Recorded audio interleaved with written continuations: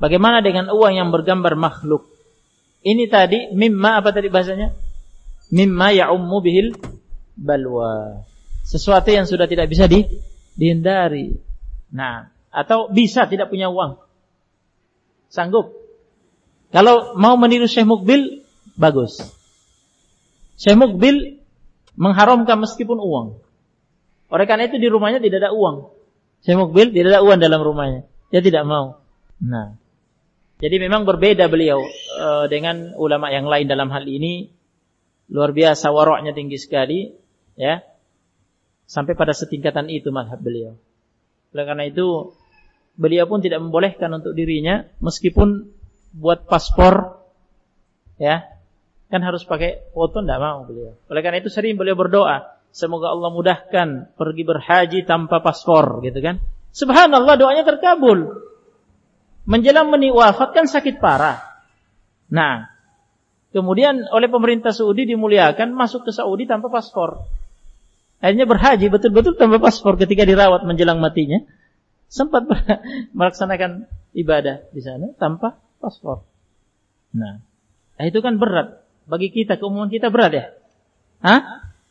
Berat. Nah, jadi ambil fatwa yang lain, fatwa Al-Lajnah, Ibnu Syekh bin Baz, fatwa Ibnu Utsaimin, dan yang lainnya, Al-Albani, ya, Syekh Shalih Fauzan dan yang lainnya, ya. Keumuman ulama mengatakan itu hal yang sudah sampai pada tingkatan apa? Tingkatan hajat yang sudah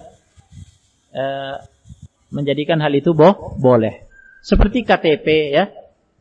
KTP, apalagi SIM, ya. Uang dan semisalnya memang hajat yang kita sudah sulit untuk menghindarinya. Nah, karena begini, pengharaman sesuatu itu ada dua macam.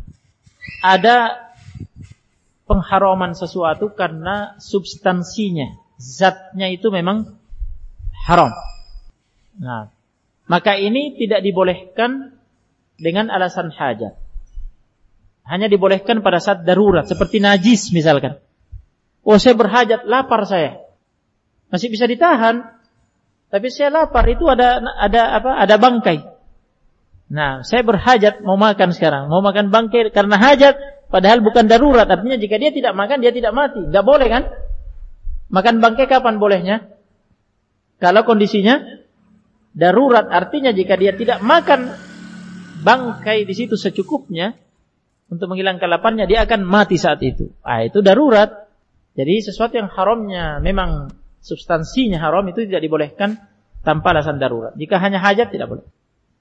Ada sesuatu yang diharamkan bukan karena substansinya, ya, bukan sesuatu yang memang asalnya haram, tetapi karena tinjauan faktor lain, faktor luar.